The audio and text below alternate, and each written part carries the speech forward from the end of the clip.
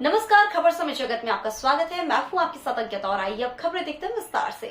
भोपाल कोलार में बनाई जा रही 6 लेन सड़क को लेकर राजनीति गर्मा गई है। कांग्रेस प्रवक्ता अमिताभ अग्निहोत्री का कहना है कि मध्य प्रदेश में भाजपा शासन में वर्ष 2023 विधानसभा चुनाव में चुनावी फंड इकट्ठा करने की मंशा से कई अनियमितताओं के साथ कोलार 6 लेन सीमेंट कांक्रीट सड़क 11 माह में बनाने की घोषणा कर क्रियान्वयन किया है।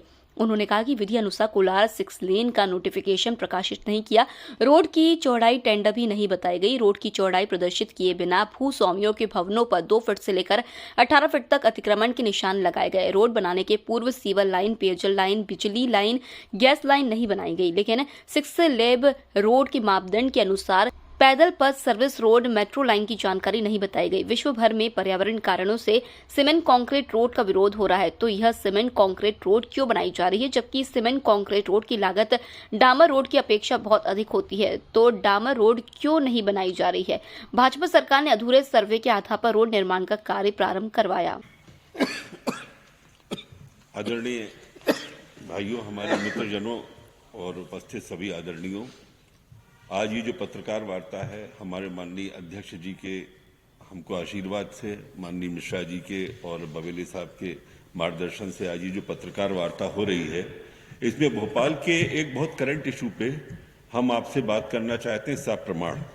और जो हम आपसे सप्रमाण बात करना चाहते हैं उसकी जानकारी का अधिकार है, सूचना का अधिकार से हमें जो प्राप्त हुई जानकारियां हैं, जो हमको सूचना अधिकार से प्राप्त जानकारियां हैं, जो विधानसभा से हमें प्राप्त जानकारियां हैं, जो कोर्ट कचहरी से हमें मिले हुए कागज हैं और जो समाचार पत्रों में आप लोगों ने जो प्रकाशित किया है, उसके आधार पर जो हमारे पास जानकारियां हैं, उसके आधार पर हम ये आरोप सहित पत्रकार वार्ता कर रहे हैं कि भोपाल में जो कोलार 6 लेन मार्ग का जो निर्माण हो रहा है, ये कोलार 6 लेन मार्ग के निर्माण के आड़ में भाजपा का चुनावी चंदा अभियान इकट्ठा करने की एक मंशा प्रतीत होती है।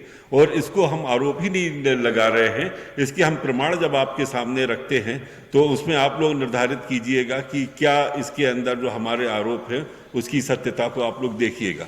पहली चीज तो हम इसके अंदर आपसे ये कह रहे हैं कि जब इसको हम कोलार 6 लेन की बात करते हैं तो ये वर्तमान अभी से मामला नहीं है, ये पिछले 20 साल से करीब कोर्ट के अंदर चलता हुआ एक मामला था।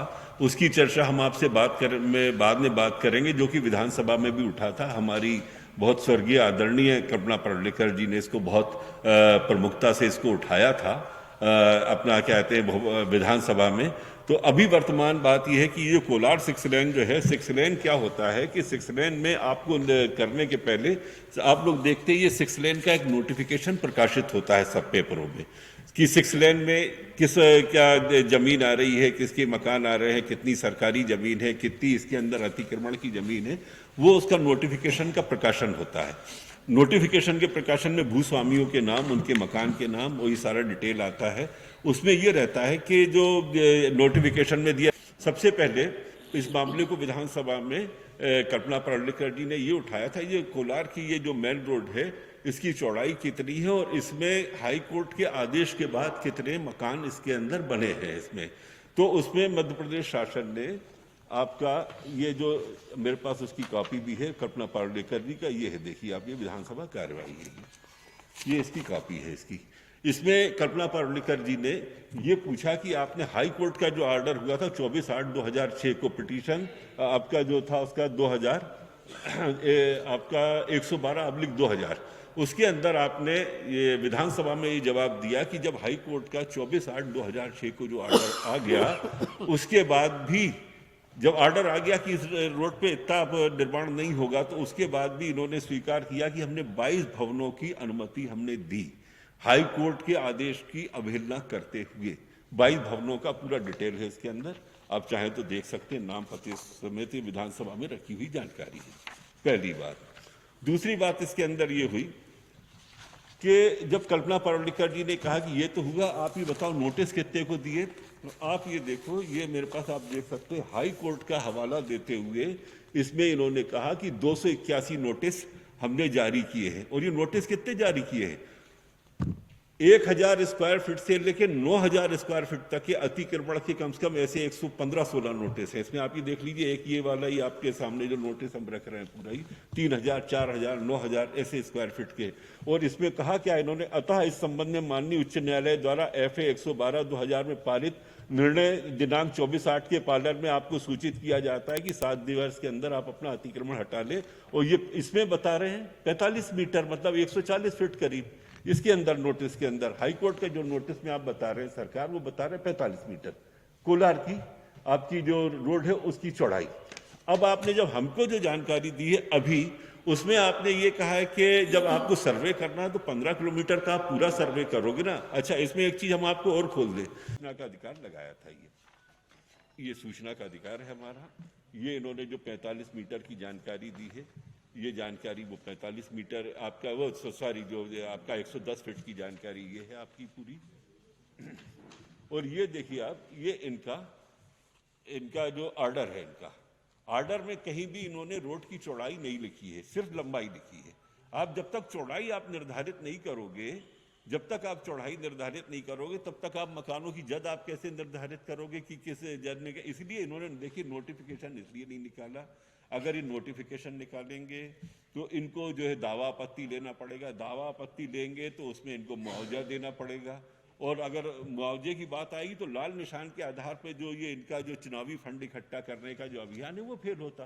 तो इन्होंने मतलब देखिए, पहले तो इन्होंने 2008 में जब कहते हैं कल्पना पावलेकर जी ने इस मामले को जब उठाया पूरा, तो उसमें इन्होंने ये स्वीकार किया कि 45 मीटर की रोड थी और हमने ये 281 नोटिस हमने दिए और इन्होंने जो नोटिसों का हवाला दिया वो पूरा कोर्ट के हवाले करते दिया, कोई कार्रवाई नहीं की। उसके बाद हम भी नहीं चाहते कि साहब कोई कार्रवाई जनहानि ऐसी कोई इस टाइप की हो। और दूसरी बात उसके अंदर जब ये आती है आपकी पूरी, अच्छा एक सबसे बड़ी बात इसके अंदर ये है आपका कि जब आप इसके अंदर आप लाल निशान लगाते हो, जनता को आप डराते हो, तो उसका आधार क्या है, उसका आधार तो बताओ। आपने चौड़ाई फिक्स की नहीं है और लाल निशान आपने लगाया, तो इसमें हमारा आरोप सीधा सीधा ये। अच्छा, एक चीज हम इसमें सलाह दे रहे हैं कि जब आप इसको सीमेंट कंक्रीट आप रोड बना रहे हैं, उसकी जगह आप डामर रोड भी बना सकते हैं, आप उसकी जगह आप डामर रोड भी बना सकते हैं। डामर रोड में आपकी लागत भी कम आएगी, एलोवेटेड आप हाईवे भी बना सकते हैं, ये सारी चीजें कर सकते हैं जिससे जनहानि होने की संभावना उसके अंदर कम रहेगी। अभी तीसरी चीज इसमें जो और आएगी आगे दिक्कत, वो आप देखिए कि अभी 4 साल पहले इन्होंने केरवा की पाइपलाइन बनाई, 4 साल पहले ही बनाई ना, अब आप फिर उसको तोड़ रहे हो। क्यों? आप अगर एक साथ पूरी प्लानिंग करो, अभी आपने 16 करोड़ की लागत उसमें फिर लगाओगे, पहले 100-150 करोड़ की लागत से केरवा पाइपलाइन आपने बनाई, फिर तोड़ोगे, फिर निवासियों को पानी की दिक्कत होगी। जब आप 6 लेन बनाते हो, अब 6 लेन पे आते हैं, 6 लेन। आदरणीय पत्रकार बंधु, कैमरा के हमारे सभी साथी, आज की इस प्रेस वार्ता में आप सभी का मैं स्वागत करता हूं। मंचासीन मेरे सभी अग्रज, मेरे सह प्रवक्तागण, आदरणीय के मिश्रा जी,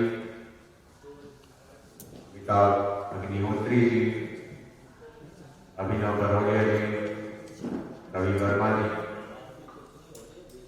हम सभी आज एक बहुत मुख्य और अहम मुद्दे को लेकर जो भाजपा के शासनकाल में